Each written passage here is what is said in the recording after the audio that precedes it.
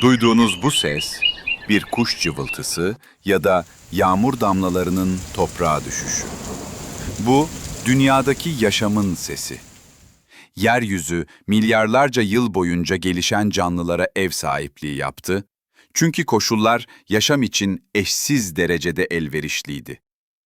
Ama evrenin geri kalanı, bizim evcil, sakin dünyamız gibi değil. Orada hayal gücümüzü aşan güçler hüküm sürüyor. Gezegenleri kavuran yıldızlar, ışığı bile yutan kara delikler ve sadece varlıklarıyla bile ölüm saçan kozmik canavarlar var.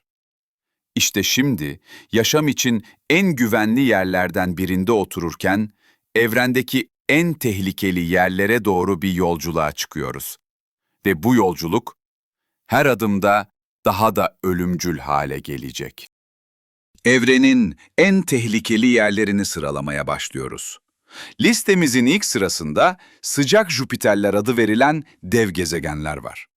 Normalde Jüpiter gibi gaz devlerini yıldızlarından uzak ve soğuk yörüngelerde görmeye alışığız. Ama bu devlerin bazıları yıldızlarına Merkür'den bile yakın bir mesafede dönüyor. İşte bu yüzden yüzey sıcaklıkları 1000 dereceleri aşabiliyor, atmosferleri kaynayan gazlardan oluşuyor ve sürekli ölümcül yıldız rüzgarlarıyla parçalanıyor. Böyle bir dünyaya inmek zaten imkansız. Çünkü katı bir yüzey yok. Üstelik yoğun radyasyon altında saniyeler içinde yok olurdunuz. Kozmik tehlike puanı 10 üzerinden 3. Sıcak Jüpiterlerden daha da korkutucu olan bir sonraki durağımız, aslında bizim Güneşimizin de bir gün dönüşeceği bir yıldız türü, kırmızı devler. Bir yıldız ömrünün sonuna yaklaştığında çekirdeğindeki yakıtı tüketir ve dış katmanlarını şişirmeye başlar. Böylece yüzlerce milyon kilometre genişliğinde devasa bir ateş topuna dönüşür. Öyle ki bir kırmızı dev sistemi içindeki gezegenleri yutarak yok edebilir. Yakınında yaşamak imkansızdır. Hem yüzlerce kat daha fazla radyasyon hem de kavurucu sıcaklık yaşam için tek bir umut bırakmaz. Kozmik tehlike puanı 10 üzerinden 3.5. Kırmızı devler bile ürkütücüyken onlardan bile daha büyük ve daha ölümcül bir yıldız türü var. Mavi hiperdevler. Evrenin en büyük ve en parlak yıldızlarından biri olan bu devler, Güneş'in kütlesinin 100 katına kadar ulaşabiliyor. Işıkları galaksiler arası mesafelerden görülebilir ama bu güzelliklerinin arkasında ölümcül bir gerçek yatıyor. Bu yıldızlar inanılmaz derecede sıcak. Yüzeyleri 40.000 dereceye kadar çıkabiliyor. Yaydıkları ultraviyole radyasyon, yakınlarındaki gezegenlerin atmosferlerini saniyeler içinde yok eder. Ve ömürleri çok kısa. Çünkü birkaç milyon yıl içinde muazzam süpernovalar ya da hipernovalar halinde patlayarak çevrelerindeki her şeyi yok edebilirler. Kozmik tehlike puanı 10 üzerinden 4.5. Mavi hiperdevler patlamaya hazır birer ölüm bombası iken, bazı yıldız türleri zaten ölmekte olduklarını herkese ilan eder. İşte bunların en tehlikelilerinden biri Wolf-Rayet yıldızları. Bu yıldızlar yüzeylerindeki tüm gazı uzaya fırlatarak etraflarında ölümcül rüzgarlar estirir.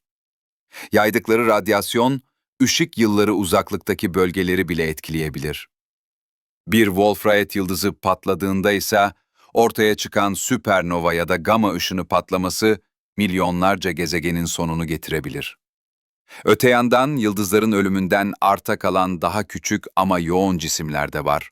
Beyaz cüceler.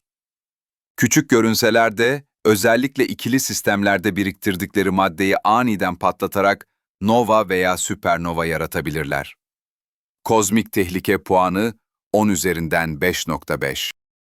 Yıldızların ölümünden doğan başka bir felaket türü ise çok daha sıra dışı. Pulsarlar. Bir süpernova sonrası geriye kalan bu nötron yıldızları inanılmaz yoğunluklarıyla akıl almazdır. Bir çay kaşığı pulsar maddesi dünyadaki dağlardan daha ağır olabilir. Fakat asıl tehlike kutuplarından fırlattıkları ölümcül radyasyon ışınlarıdır. Bu ışınlar dev bir kozmik deniz feneri gibi dönerek uzayı tarar. Eğer dünya bu ışınların yoluna girseydi, atmosferimiz parçalanır ve yaşam saniyeler içinde yok olurdu. Kozmik tehlike puanı. 10 üzerinden 8,5. Pulsarların tehlikesi bile korkutucuyken, onların çok daha nadir ve ölümcül kuzenleri var, magnetarlar. Bir magnetar, evrendeki en güçlü manyetik alanlara sahip nötron yıldızıdır. Manyetik alanı o kadar kuvvetlidir ki, yüzlerce kilometre öteden atomların yapısını bozabilir. Eğer bir magnetar dünyaya sadece birkaç ışık yılı kadar yaklaşsaydı, tüm elektronik sistemler çöker, hatta gezegenimizin manyetik alanı bile paramparça olurdu. Ve düşünün, eğer bir magnetarın yakınlarında olsaydınız, bu manyetik alan kanınızdaki demiri bile kendisine çekerek sizi saniyeler içinde öldürürdü. Üstelik bu cisimler bazen öyle güçlü patlamalar yayar ki saniyeler içinde Güneş'in yüz binlerce yıllık enerjisine eşdeğer güç açığa çıkar. Kozmik tehlike puanı 10 üzerinden 9. Ve artık sıra geldi evrendeki gerçek kralın sahneye çıkmasına. Kara delikler. Bu devasa kütleli cisimler öyle yoğun ve çekim güçlerine sahipler ki ışık bile onlardan kaçamaz. Yaklaşan her şeyi, yıldızları, gezegenleri ve hatta ışığı bile içine çekerler. Olay ufkuna giren bir cisim, geri dönüşü olmayan bir yolculuğa çıkar. Saniyeler içinde parçalanır ve spagettileşir. Kara delikler sadece yakınlarındakiler için değil, devasa süper kütleli olanlarıyla galaksiler arası mesafelerde bile etkili olabilir. Enerjileri ve çekim güçleri evrendeki diğer tüm tehlikeleri gölgede bırakır. Kozmik tehlike puanı 10 üzerinden 10. İşte karşınızda evrendeki en tehlikeli cisimler. Sıcak Jüpiterlerden kara deliklerin ölümcül çekimlerine kadar her adımda yaşamın ne kadar kırılgan olduğunu gördük. Ve artık anlıyoruz ki Güneşimiz gibi bir yıldızın değerini bilmek sadece metafor değil. Yoksa uzayın bu ölüm tuzaklarından birinde çoktan yok olabilirdik. Videoyu beğendiyseniz kanala abone olup içeriklerimizden haberdar olmak için bildirimleri açmayı unutmayın.